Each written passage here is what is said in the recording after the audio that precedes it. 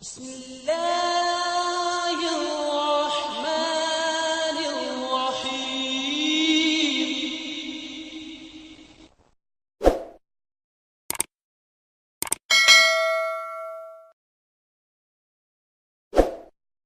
سوال یہ ہے کہ جیسے آج کل امت محمدی پر زوال پذیر ہے اور وہ انتشار اور بدنظمی کا شکار ہے، کیا امت موسوی پر بھی ایسا زمانہ آیا تھا؟ اس کے بارے میں تھوڑی سی تفصیل چاہیے تھی۔ جی جزاکم اللہ احسن رضا۔ محترم منیر خادم صاحب سے درخواست ہے کس تعلق سے؟ بالکل، امت موسوی پر بھی ایسا زمانہ آیا تھا، اور بائبل کا اگر ہم مطالعہ کریں تو یہ پیشگوئی موجود ہے۔ بلکہ بڑا خطرناک زمانہ آیا تھا کہ حضرت موسیٰ علیہ السلام جب تشریف لائے اور ان کے جانے کے بعد جب اللہ تعالیٰ نے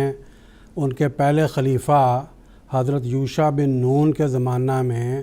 ان کو جو جزوی طور پر ایک لحاظ سے غلبہ عطا فرمایا اور وہ ایک حصے پر قابض ہوئے وعدے کے لحاظ سے، تو پھر ان کو وہ غلبہ اس کی تکمیل بھی ہوئی اس غلبے کی۔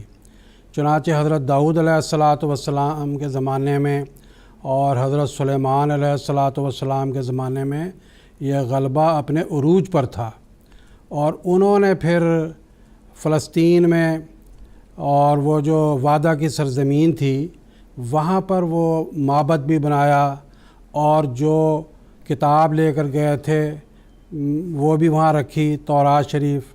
اور پھر وہاں بہت بڑی رونق ہوئی، بہت بڑی آبادی ہوئی۔ یہ پیشگوئی کی تھی بعض انبیاء نے اور تورات میں حضرت موسیٰ علیہ السلام سے بھی، کہ جب تک تم لوگ خدا کے اس وعدے پر قائم رہو گے تب تک خدا کی برکتیں نازل ہوتی رہیں گی، لیکن جب تم جیسے آج یہ امت پھٹ گئی ہے ہماری مسلمانوں کی، ایک زمانہ ایسا بھی آیا کہ یہود بھی پھٹ گئے۔ ابھی جیسا کہ ذکر کیا گیا ہے کہ حضور صلی اللہ علیہ وسلم نے فرمایا تھا کہ یہود 72 فرقوں میں بٹ جائیں گے، چنانچہ اسی طریقے سے وہ کئی فرقوں میں بٹ گئے۔ اور پھر جو ہے وہ کیا ہوا کہ بابل کے بادشاہ نے آ کر وہاں حملہ کر دیا،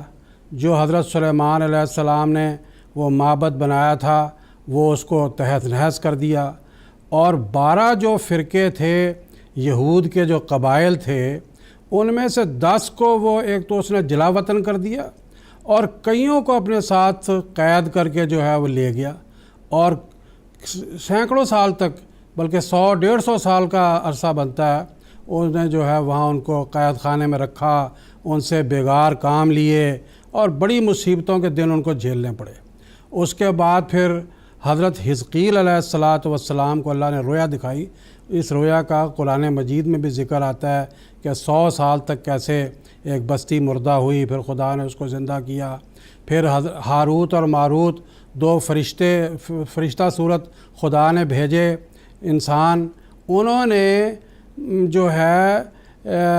یہ ایران کے اس زمانے کے بادشاہ کے ساتھ مل کر جو ہے وہ مدد کی بابل والوں کے خلاف، اور یہ وعدہ ان لوگوں نے آپس میں پھر ان کا یہ معاہدہ ہوا تھا کہ جب خدا تعالیٰ یہ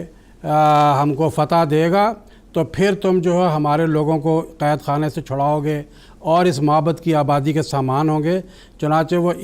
جو میعد اور فارس کا بادشاہ تھا اس نے جو ہے ان اسرائیلیوں کی مدد کی، بنی اسرائیلیوں کی، اور اس کی مدد سے پھر یہ لوگ کامیاب ہوئے، اور پھر دوبارہ جو ہے وہ ان لوگوں کو وہ خدا تعالیٰ کا جو وعدہ کا گھر ہے وہ پھر نصیب ہوا، وہ دوبارہ وہ معبد بنایا گیا۔ اور پھر یہ بھی یاد رکھنے والی بات ہے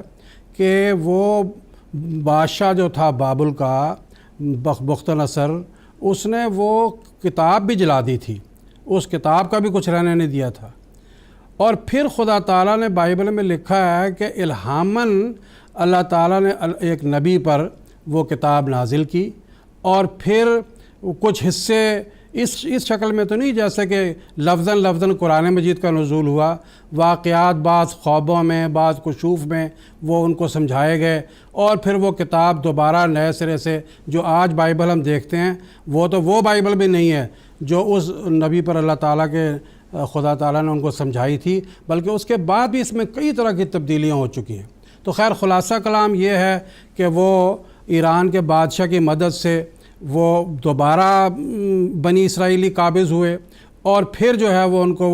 ان کی جو وعدہ کا گھر ہے نصیب ہوا، بیت المقدس کو انہوں نے آباد کیا، پھر ہوئی۔ اس کے بعد پھر دوبارہ کئی بار ایسا ہوا ہے کہ یہ جو آن حضرت صلی اللہ علیہ وسلم کی پیش گوئی تھی کہ یہودیوں پر بھی اسی طریقے سے زوال کا زمانہ آئے گا جیسا کہ تم پر آنے والا ہے۔ چنانچہ ان پر یہ زوال کے زمانے جو ہیں یہ مذہبی اعتبار سے بھی آتے رہے، سیاسی اعتبار سے بھی آتے رہے، معاشرتی اعتبار سے بھی آتے رہے، کبھی ان لوگوں نے کہیں ہجرت کی، کبھی کہیں ہجرت کی۔ اور ایک اضافہ علم کے لیے میں یہ بھی عرض کر دیتا ہوں کہ اسی زمانے میں یہ ان کے 10 قبائل جو ہیں یہ پھر مشرق کی طرف آئے، جن میں سے کچھ کشمیر میں، کچھ افغانستان میں آئے، اور حضرت اقدس مسیح موعود علیہ الصلوۃ والسلام نے جو کتاب مسیح ہندوستان میں تصنیف فرمائی ہے اس میں بہت ہی عظیم الشان آپ نے یہ ریسرچ اپنی پیش فرمائی خدا کے علم کی روشنی میں کہ اللہ تعالیٰ نے کس طرح وہ 10 فرقوں کی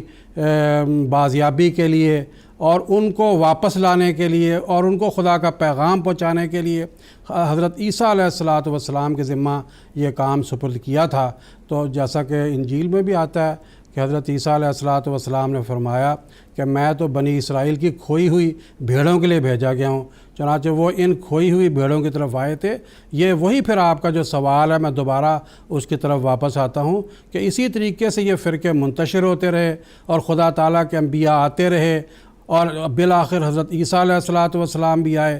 جن لوگوں نے خدا کی طرف سے آنے والے مامورین کو مانا اور مانتے رہے وہ ان پر برکتوں کے دروازے کھلتے رہے، اور جنہوں نے نہیں مانا وہ مغضوب رہے۔ اور آج کے ہمارے مسلمانوں کے لیے بھی یہ ایک سبق ہے کہ اس سبق کو یاد کریں کہ کس طرح خدا کے مامور سے دوری اختیار کر لینے کی وجہ سے اللہ تعالیٰ کی طرف سے آنے والی برکتیں جو ہیں وہ مٹ جاتی ہیں، اور جو آج مسلمانوں کے حالات ہم دیکھ رہے ہیں بالکل وہی بنی اسرائیلیوں والے اس زمانے کے حالات اب ہو چکے ہیں، جس کی تفصیل ابھی مولوی صاحب نے کچھ آپ کے سامنے بیان بھی کی۔